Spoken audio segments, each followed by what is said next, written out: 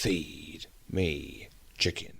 Hello YouTube, I am Feed Me Chicken. How the cluck are you? Today's video is a little different than what I usually put out. Normally it's gaming related, normally I'm waving a bit of plastic in front of you, telling you guys I've never played it before, and that is going to go on the shelf and just look pretty. Nope, it's actually a video I owe to another YouTuber and a good friend of mine, Retro Ram. Hiya, I'm Liam from Retro Ram, and you're watching Feed Me Chicken. I feel like chicken tonight.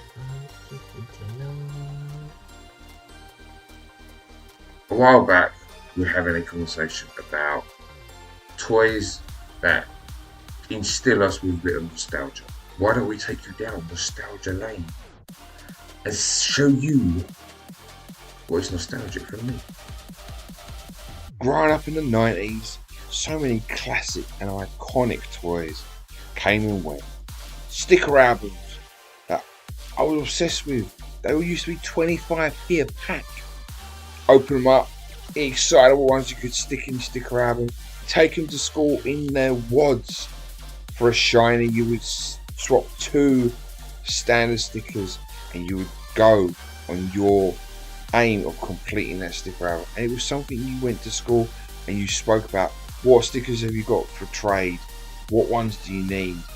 Go-Go's, something that took my street by storm when they came out. You know, you stack your Go-Go's up against the wall. You have your one item. You want to throw at the rest of the Go-Go's to knock them all down. Quite a violent game, to be fair, but it was something we did when we were out on the street. Never had the sticker out though, to be fair. We just had the little figures, throw them at the wall. It wasn't really something that I connected with that much. It was just something that was there at the time.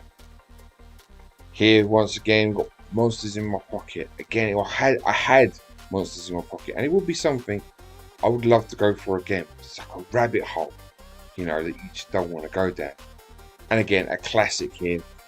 You've got your Pokemon. I still have my blue cartridge from when I owned it.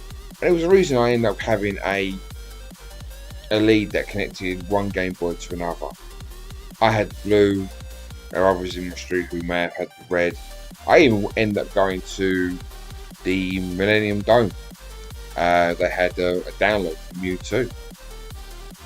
Despite all of these iconic toys that I grew up with, there are only a few that held some form of nostalgia for me. That gives me the feeling of like, I want to go back and own these toys from my childhood. Only a couple. So I'm only going to see what ones kept my interest all these years. Pogs being one of them.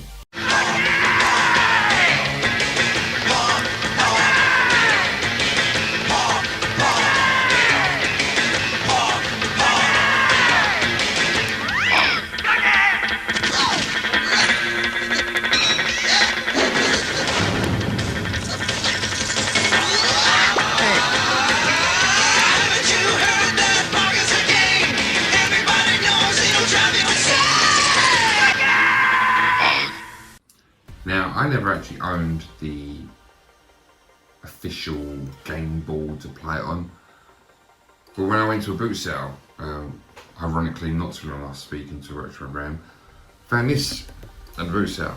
Now it's the micro version of the tournament to do with Pogs, but it gives you the rules. So if I show you, okay, so got your playing mat, so you would stack the Pogs equals from each player, stack them on here, and then you would use something called a slammer to throw down onto the Pogs, and any were picture down. So when you stack them, you would stack them so the pictures face up towards you, slam your slammer down, and any that are turned over, they will be the ones that you win. But here's the official like playing mat for it. Of course, it comes with some rules. And as you open this up, don't know if they capture it all on camera. Yeah, that's a picture, a little poster, and the poster here and here are some of the pogs, or the pogs that come within this box. Mega poster, which you've already seen. I just wanted to do that for no particular reason. And here are the pogs that come inside. Now what I'm going to do, I'm just going to close this up for a second.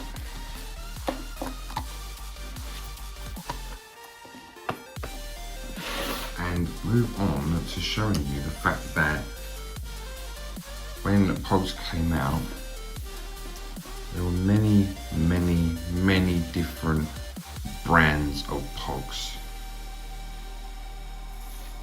Now, I don't know the history of pogs, I just remember playing them, and you know, as obviously a male child, I'm going to enjoy any form of destruction that comes my way, and this was definitely one of those things.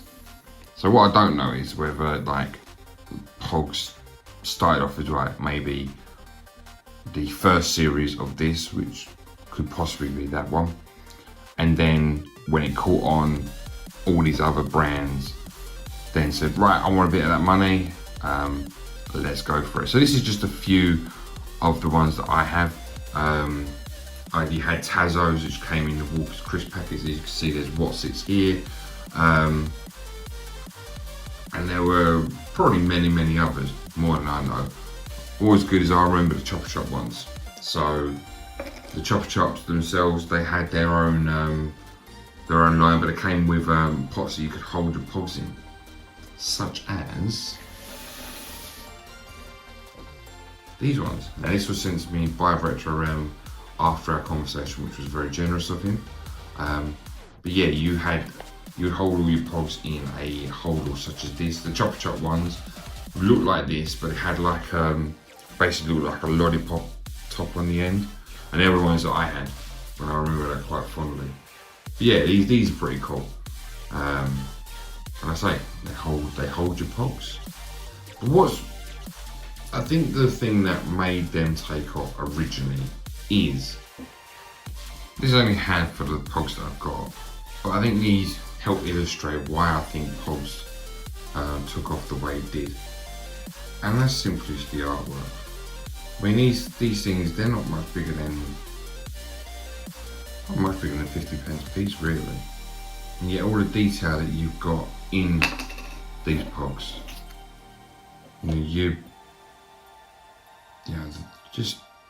just the detail. I mean, it's all, the colour, the humour, what they put into it. I think that's really what helped them take off.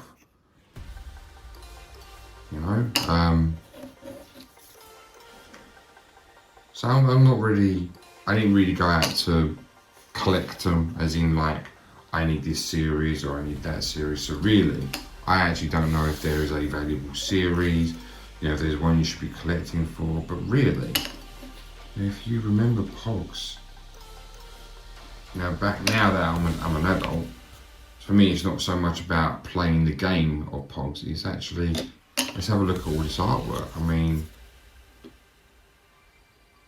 yeah, really, really incredible stuff, to be honest with you. And you can take it one step further, so you've got this one, look at that, there's a lenticular pog. Pretty classy in my opinion. And I mentioned earlier the fact that you can't play pogs without some slammers. So these are some of the slammers that I have currently.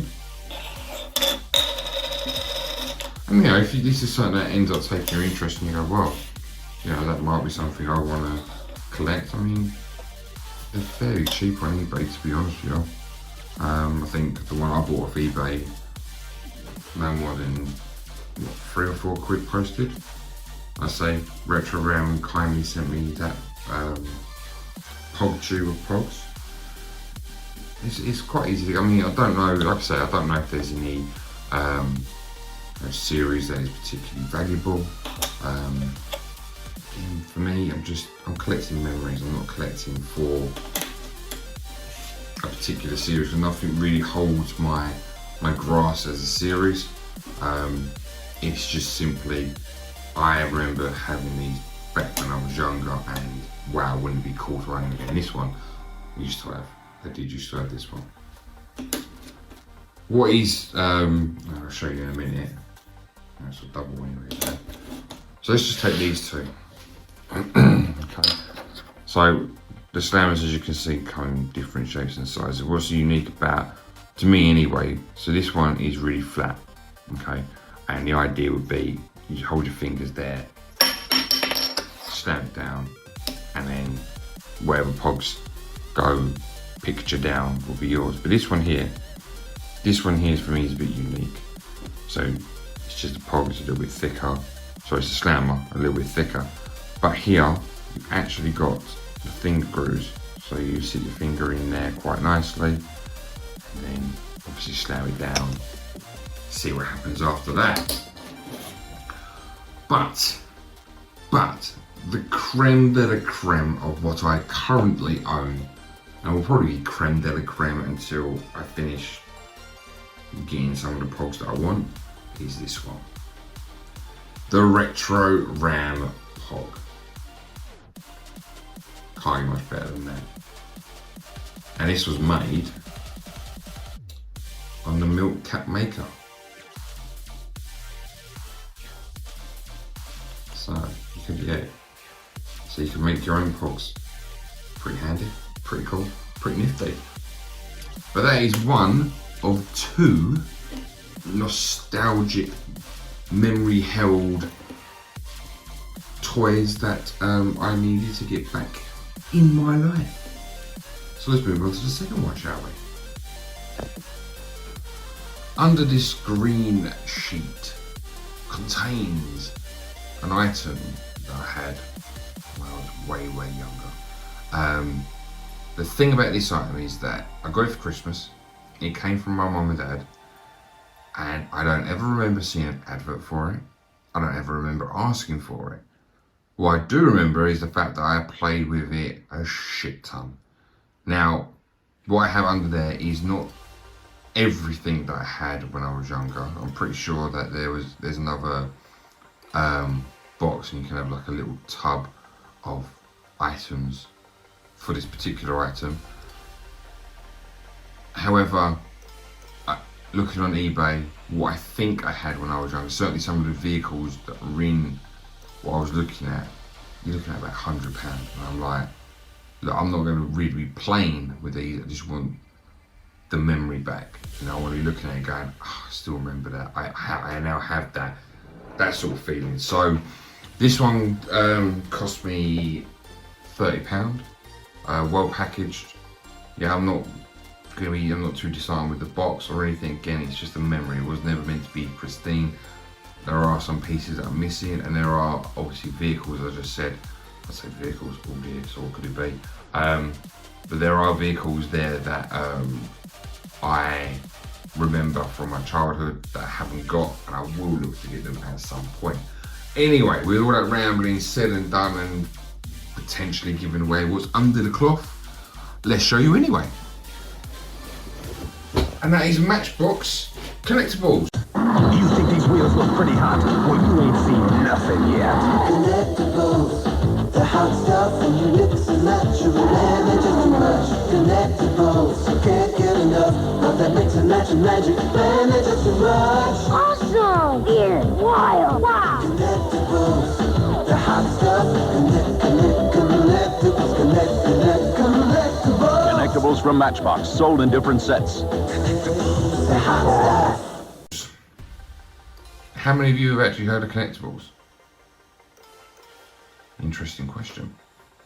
So, you can see what's meant to come inside, the vehicles, the airport. So, while I take the box off camera,